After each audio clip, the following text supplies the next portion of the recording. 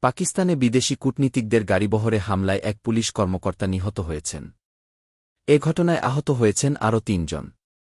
কূটনীতিকদের কেউ হতাহত হননি বলে জানিয়েছে পুলিশ। তাদের নিরাপদে ইসলামাবাদে ফিরিয়ে নেওয়া হয়েছে।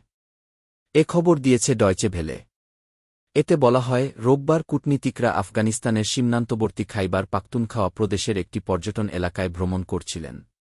সংশ্লিষ্ট এলাকাটিতে তালেবানদের একটি ঘাঁটি রয়েছে বলে জানা গেছে।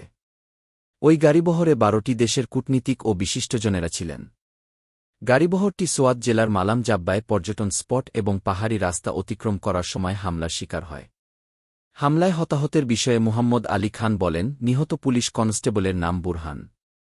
অন্যদিকে আহতরা হলেন পুলিশের উপপরিদর্শক শার জামিন, কনস্টেবল হাবিব গুল ও আমানুল্লাহ।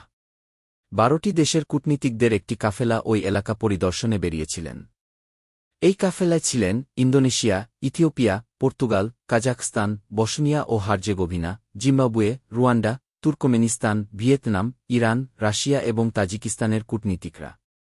তারা সবাই নিরাপদে ইসলামাবাদে ফিরে আসেন।